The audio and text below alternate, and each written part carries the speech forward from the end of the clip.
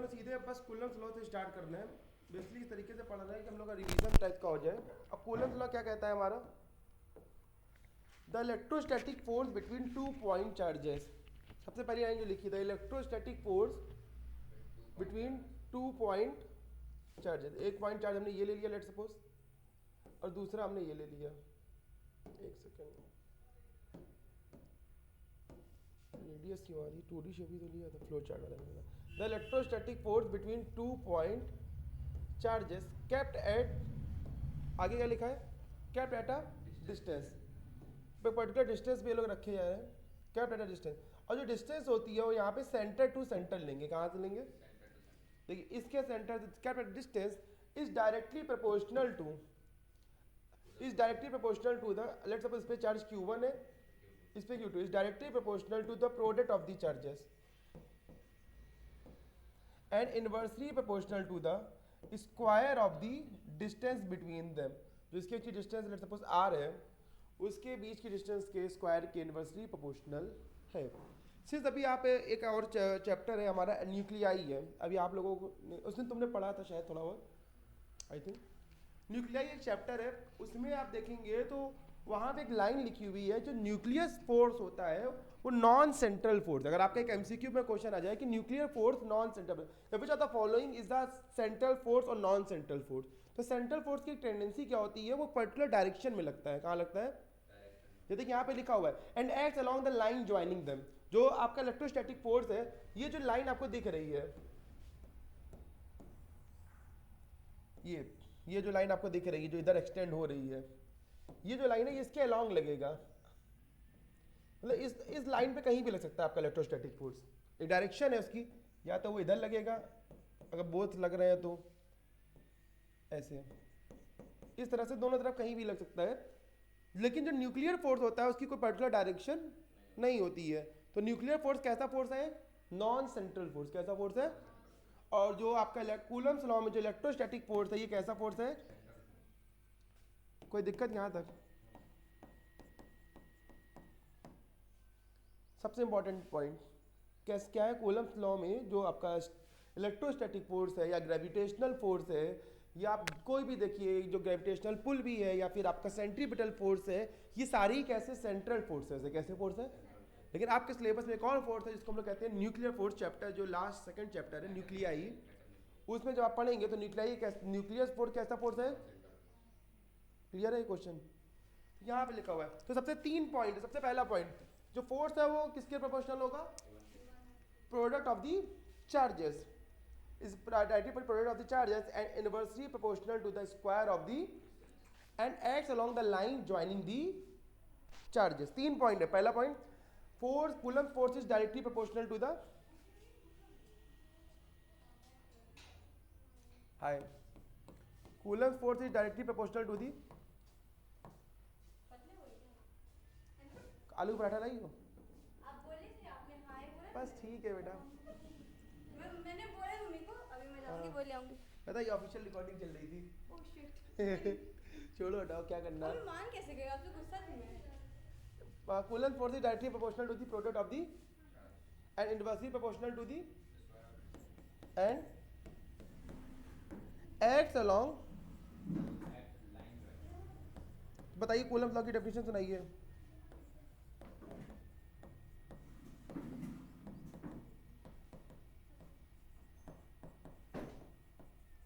चलिए बताइए Devi, electrostatic force बोलिए, कूलम्ब लॉ की डेफिनेशन। इलेक्ट्रोस्टैटिक फोर्स बोलती रहो, कोई दिक्कत थोड़ी ना, कौन सा कोई यूट्यूब पे डालना है, ऐसे ही बस फॉर माय पर्सनल एक्सपीरियंस, कोई दिक्कत नहीं है, पर्सनल एक्सपीरियंस के लिए बस रिकॉर्डिंग हो रही है। Coulomb force is directly proportional to the product of the and inversely proportional to the distance and acts along the line joining them. जैसे आप डेफिनेशन लिखेंगे तो कैसे लिखेंगे, आप ऐसे डेफिनेशन लिख सकते हैं, F stands for electrostatic, electrostatic force is directly proportional to the product of the charges, to the product of the and, या फिर एंड लिख के कॉमा लगे, inversely proportional to the,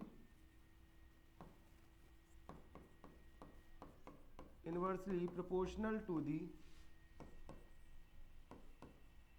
square of the.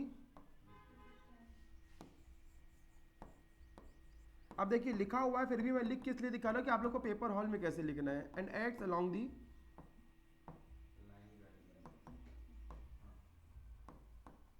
And acts along the line joining the chart. जब आप ये लिख देंगे डेफिनीशन तो आपको पूरे नंबर मिल जाएंगे।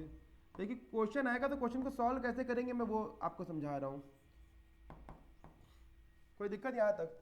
अब इसको इक्वेशन 1 बोल दीजिए, इसको इक्वेशन 2 बोल दीजिए, दोनों को कंबाइन कर दीजिए, F proportional Q1 Q2 by R square. Proportionality का साइन आइए, कांस्टेंट आएगा K, इसको हम लोग कहेंगे कूलम्स कांस्टेंट। क्या है यहाँ लिखेंगे भी आप, वेयर के। देखिए आप एक भी लाइन स्किप नहीं कर सकते हैं कोई भी डेरिवेशन में, क्योंकि हर स्टेप के नंबर होते हैं।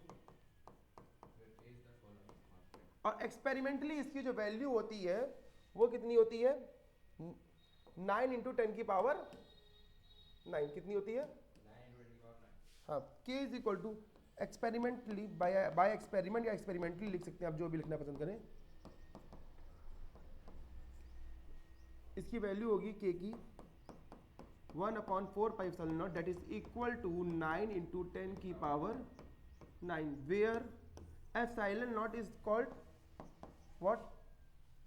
परमिबिलिटी ऑफ फ्री, क्या? Permeability of free space, free space. ये रहा आपका, ये आगे लिखा, अरे ये रहा परमिबिलिटी ऑफ फ्री। देखिए दो चीजें होती है, एप्सिलॉन नॉट होता है, एक म्यू नॉट होता है। Epsilon not it stands for permittivity, ये आपका इलेक्ट्रोस्टैटिक्स में यूज होगा। अभी आप इसके बाद मैग्नेट पढ़ेंगे, वहाँ पे म्यू नॉट होता है। हाँ अभी कुछ लोग पढ़ चुके हैं, अभी आप म्यू नॉट पढ़ेंगे। ये होता है परमेबिलिटी, होता है क्या होता है?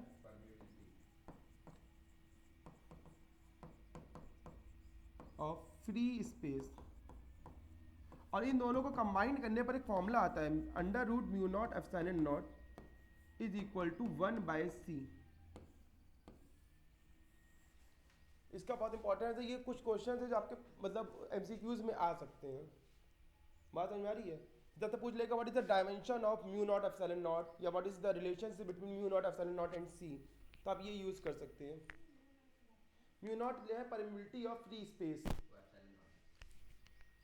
कोई दिक्कत? इसको μ0 बोलते हैं, इसको ε0 बोलते हैं। यहाँ तक कोई समस्या?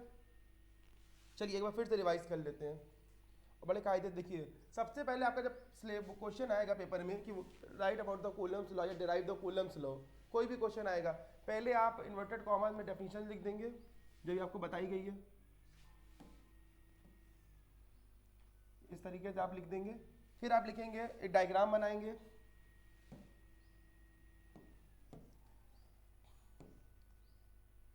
दो चार्जेस लीजिए, उनके बीच में सेपरेशन करिए, यानी डिस्टेंस लीजिए, सेंटर टू सेंटर डिस्टेंस।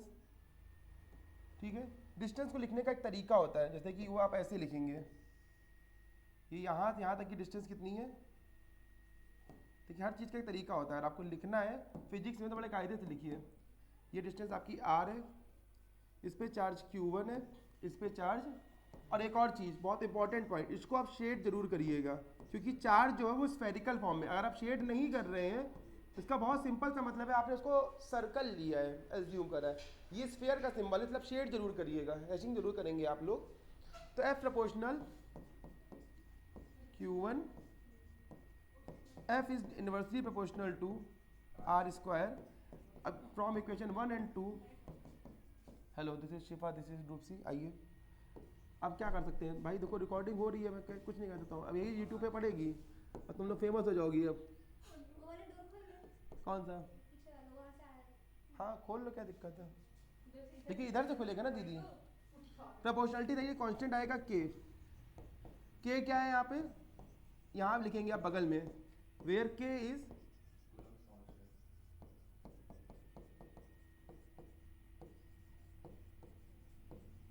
और जो गधे नहीं आए उनके लिए रिकॉर्डिंग एक्चुअली में, या जो बेचारे अभी तक क्लास में पहुंच नहीं पाए हैं, क्योंकि मैं ये टॉपिक दोबारा नहीं पढ़ाऊंगा, आप रिकॉर्डिंग देखिए और उससे समझिए। Where K is Coulomb's constant, जो के की वैल्यू होती है बाय एक्सपेरिमेंट वो होती है 1/4 pi epsilon, that is equal to 9 × 10⁹ कोई दिक्कत यहाँ तक? अब देखिए आप इसके बगल में यूनिट भी लिख सकते हैं। कैसे? फोर्स को अगर आप रफ वर्क करिए यहाँ पर, तो F is equal to K Q1 Q2 by R square. Force की यूनिट न्यूटन होती है, डिस्टेंस की यूनिट मीटर स्क्वायर होती है, मीटर होगी तो मीटर स्क्वायर हो जाएगा, आर स्क्वायर है। चार्ज की यूनिट कूलम होती है, 2 कूलम है तो कूलम स्क्वायर हो जाएगा। तो ये आगे के की यूनिट यहाँ पे लिख दीजिए, newton metre square upon coulomb square. कोई दिक्कत यहाँ तक? एप्सिलॉन नॉट क्या होता है अभी आपको मैंने बताया था, permittivity of free space, of free space. अब आप वैल्यू पुट कर दीजिए और आपको मार्क्स मिल जाएंगे यहाँ तक। तो ये आ गया F is equal to 1/4 pi epsilon naught. अगर ये डेरिवेशन 2 या 3 नंबर है तो 2 या 3 नंबर से ज़्यादा नहीं आएगा, तो आपको इतना ही करना है यहाँ तक। हाँ ये है, ये जो आपका फोर्स आया ये किसके लिए है? फ्री स्पेस के लिए। लेट सपोज कि अगर कोई मीडियम होता, क्या होता? फॉर एनी मीडियम, तो यहाँ पे आपको डाइलेक्ट्रिक कांस्टेंट को इंट्रोड्यूस करना पड़ता, जिसमें रेशियो होता है K is equal to epsilon upon epsilon naught. यहाँ पे जो स्मॉल ये जो K है ये है डाई इलेक्ट्रिक कांस्टेंट। क्या है?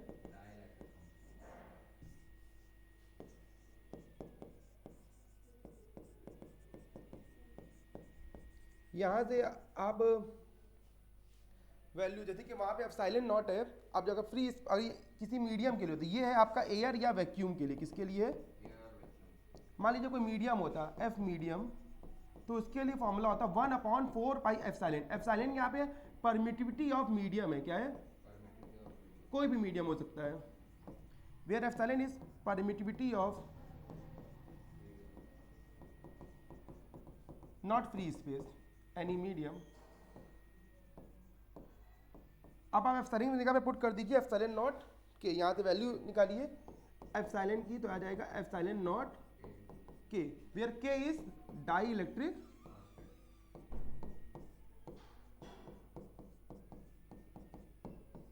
Q1 Q2। ये आपका जनरल फॉर्मूला हो गया। हाँ ये एनी मीडियम के लिए, where K is dielectric constant of that medium. ठीक है, इसको हम लोग और अच्छे तब यहाँ तक तो आपका हो गया, मतलब आपको लिखना है और आपका लिख के आ रहा है डिराइव कूलम्स लॉ, तो यहाँ तक हो गया। अब इसका न्यूमेरिकल पर्पस के लिए हम लोग देखें कुछ चीज़ें फॉर न्यूमेरिकल पर्पस। इसमें से कौन कौन से क्वेश्चन बन सकते हैं? सबसे पहला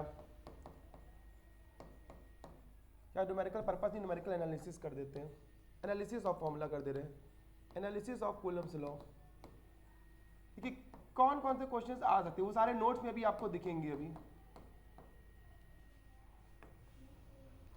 देखिए सबसे पहले तो आपसे डेफिनेशन ही पूछ सकता है, वो डेफिनेशन आपको लिख सकते हैं। फिर आपसे डेरिवेशन पूछ सकता है, वो हम लोग डिस्कस कर चुके हैं। ठीक है, तीसरी चीज जो आपसे वो पूछ सकता है वो ये रहा, unit and dimension of value of epsilon not. या तो यूनिट या तो डायमेंशन या तो वैल्यू ऑफ एप्सिलॉन नॉट। ठीक है, एक नंबर में और आपसे आता है तो एप्सिलॉन नॉट की वैल्यू आपको यहाँ पे लिखी हुई 8.85 × 10⁻⁻12। या तो यूनिट, सबसे पहले हम लोग यूनिट निकालना सीखते हैं, देन डायमेंशन निकालना सीखते हैं और देन कहानी खत्म करते हैं। ठीक है, तो देखिए सबसे पहले आपके पास फॉर्मूला आपको पता ही है, न्यूमेरिकल होना है। देखिए जनरल फॉर्मूला लिखिए आप सबसे पहले तो, हाँ मीडियम के लिए लिखिए, ये जनरल फॉर्मूला है। अगर मान लीजिए कि आप एयर है, क्या है? फॉर एयर के की वैल्यू 1 हो जाएगी, कहानी खत्म। एयर या स्पेस के लिए, नहीं वैक्यूम के लिए, ठीक है, वो अपने आप ही हो जाएगा, कोई दिक्कत। वाटर का 80 होता है जनरली, तो उसके बाद आप लोग कर लेंगे इसको। अब इसके हम लोग बात करते हैं कि क्या नाम है, एप्सिलॉन नॉट का डायमेंशनल फॉर्मूला कैसे निकालें, या 1/4 पाई एप्सिलॉन नॉट का। तो देखिए 1/4 पाई एप्सिलॉन नॉट जो है वो के इक्वल होता है। यहाँ ये जो ये के नहीं है, ये कैपिटल के जो था कूलम्स कांस्टेंट। क्या था? अब कूलम्स कांस्टेंट की हम लोग वैल्यू कैसे निकालते थे? इसकी जाता है K Q1 Q2 by R force unit newton होती है, जो भी आपको मैंने बताया था। इसकी चार्ज की C इंटू सी हो जाएगा यूनिट, और डिस्टेंस का मीटर हो जाएगा यूनिट, तो आ जाएगा newton metre square upon coulomb square. ये आ गया यूनिट, आ गया 1 अपॉन, जो यूनिट इसकी होगी वही सेम यूनिट 1/4πε0 की होगी। अब लेकिन आपसे पूछी जा रही है जैसे यूनिट ऑफ एप्सिलॉन नॉट, क्या पूछा गया है आपसे? यूनिट ऑफ एप्सिलॉन नॉट, तो आप क्या करेंगे? 1/4πε0 की यूनिट है newton metre square upon coulomb square. यहाँ से एप्सिलॉन नॉट, क्योंकि 1/4π की कोई यूनिट नहीं होगा, ये डायमेंशनलेस है। क्या है? क्योंकि कांस्टेंट है ये, तो डायमेंशनलेस कांस्टेंट है। तो एप्सिलॉन नॉट आ जाएगा coulomb square upon newton metre square. ये यूनिट है एप्सिलॉन नॉट की। किसकी यूनिट है? ठीक है। अब आपने क्या कहा कि आप डायमेंशनल फॉर्मूला निकालिए। तो देखिए डायमेंशनल फॉर्मूला बड़ा आसान है, आपको क्या करना है, बहुत सिंपल है। एक बार आपको सबकी वैल्यूज पता है, कूलम क्या, डायमेंशनल फॉर्मूला क्या होता है, न्यूटन का क्या होता है, वो आपको लिखना है। देखिए इसको याद करने के बहुत सारे तरीके हैं। तो बेसिक फंडामेंटल, जैसे कूलम जो है उसका बेसिक फॉर्मूला, यानी कि कहाँ से है, चार्ज का बेसिक फॉर्मूला होता है Q होता है I इंटू टी। आई का एम्पियर होता है और टी का टाइम होता है, 80 हो गया। अब मैं फोर्स की बात करूँ, फोर्स का बेसिक फॉर्मूला होता है mass into acceleration. Force unit Newton है, मास का m हो गया, ठीक है।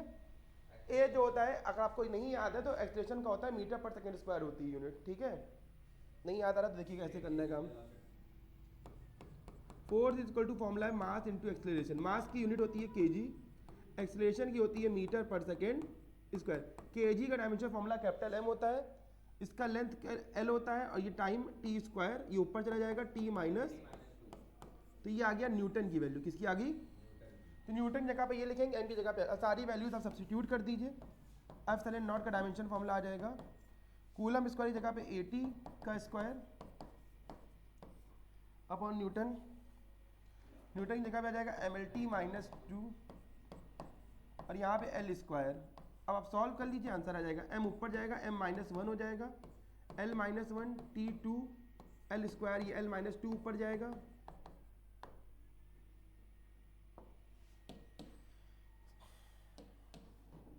L माइनस 2 और A T स्क्वायर ऑलरेडी ऊपर था, तो A स्क्वायर T स्क्वायर। अब कंबाइन कर लीजिए, आंसर आ जाएगा M minus 1 L minus 1 minus 2 L minus 3 हो जाएगा, T2 T की पावर 4 हो जाएगा, और A की पावर, ये आ गया आपका डायमेंशनल फॉर्मूला एप्सिलॉन नॉट का। लेट बी चेक, वैसे सही होगा, हाँ सही लिखा है, कोई दिक्कत?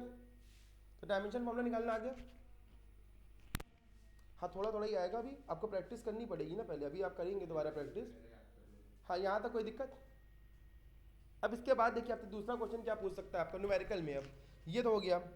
अब आपसे कह देगा कि जैसे कि आपको कोई चार्ज सिस्टम दे देगा और वो कह देगा ये एयर में रखा है। किस में रखा है? लेट सपोज कि कह देगा ये एयर पे, इस पे फोर्स F लग रहा है, या एयर में फोर्स F लग रहा है, लेट अस अज्यूम, कोई वैल्यू भी दे सकता है आपको। अब चार्जेस को उन्होंने सबमर्ज करा दिया है वाटर में या किसी भी मीडियम में रख दिया है, जिसका आपको डाइलेक्ट्रिक कांस्टेंट दे देगा। क्या दे देगा? ये किसी मीडियम में रख देंगे वो लोग, कोई भी मीडियम है, यहाँ पर कोई भी मीडियम हो सकता है, वाटर हो सकता है, जो भी उनका मन करे। ये यहाँ पे कोई मीडियम है, ठीक है। और सेम सिस्टम को हमने यहाँ पर रख दिया without changing any distance. Distance भी यहाँ पर R थी, यहाँ पर भी R है। तो ये पूछेगा यहाँ पे फोर्स की वैल्यू कितनी होगी। तो आपको करना क्या है, देखिए जो एयर में फॉर्मूला होता है वो कितना होता है, 1/4πε0 Q1 Q2 by R। Medium में कितना होता है, naught K, Q1 Q2 by R square. और आप ध्यान से देखिए ये पूरे की वैल्यू ही तो F है, तो इसकी आप F ऑफ एयर लिख देंगे बाय K। यानी कि एक सिंपल सा रिलेशन आ गया कि किसी भी मीडियम का जो फोर्स है वो एयर के फोर्स का 1/K टाइम्स हो जाएगा। कितना हो जाएगा? 1/K। कोई दिक्कत यहाँ तक? तो ये आपका कूलम्स लॉ यहाँ पे खत्म होता है। अब इसके बाद आपका वेक्टर फॉर्मूला बचेगा, उसको भी डिस्कस करते हैं हम लोग।